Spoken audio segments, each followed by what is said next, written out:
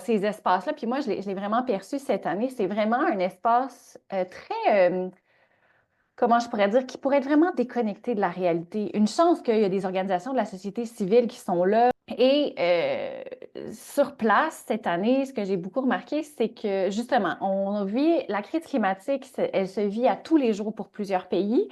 Mais là, on était comme dans des espaces assez fermés, assez clos, où est-ce qu'on débat un peu des termes. Donc, ça peut vraiment paraître comme très détaché de la réalité. Et il y avait plusieurs groupes de femmes là, qui travaillent dans les organisations, des ONG locales. Donc, c'était vraiment intéressant et leur présence était plus que pertinente pour justement ramener sur table que bien qu'on discute de termes qui sont, oui, lourds de sens, qui sont enchâssés dans des législations, dans le droit aussi international, mais reste que les effets de ces discussions-là, elles ont des effets réels sur les populations, sur les personnes. Malgré que ces espaces-là sont vraiment, en tout cas, décalés ou déconnectés peut-être de la réalité, de l'urgence qui a lieu là, face à la crise climatique. Euh, on veut des actions concrètes quand même. Et ce qu'il faut dire, c'est que oui, cette année, c'était la COP pour le financement. C'était aussi la COP pour le genre. On en parlait un petit peu moins. Il y avait des grandes craintes d'un recul d'une dizaine d'années là, sur la terminologie en matière de genre. Finalement, il y a eu énormément de mobilisation de la société civile, notamment du Women and Gender Constituency, pour rappeler toute l'importance de ce texte-là, du terme genre aussi, parce que pour faire une histoire courte, on menaçait de retirer le terme genre dans un texte qui portait sur le genre et le climat.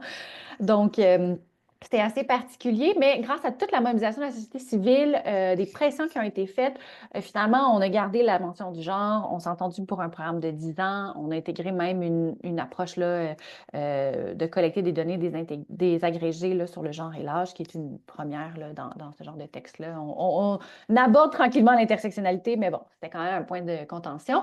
Ce qu'il faut se dire, c'est que ces espaces-là sont très importants, oui, pour qu'on s'entende tu sais, collectivement, de façon internationale.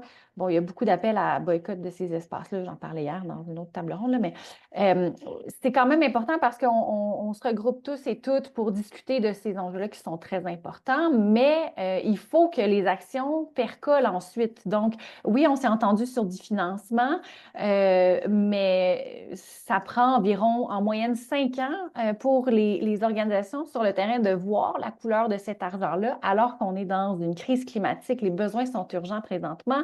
L'année dernière, il y avait une étude qui était sortie, je pense que c'était 0,03 du financement qui percolait réellement au sein des petits agriculteurs pour s'adapter à la crise climatique.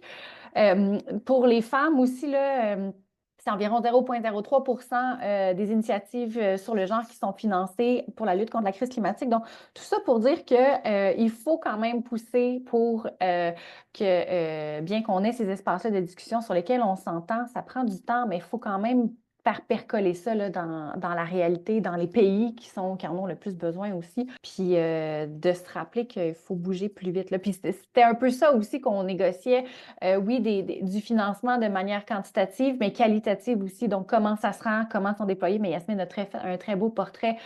Donc, pas des prêts, mais bien des subventions pour pas maintenir ces pays-là dans des dettes qui contribuent au final à maintenir des inégalités, de la pauvreté économique et donc avoir moins de ressources pour s'adapter au changement climatique, à la crise climatique.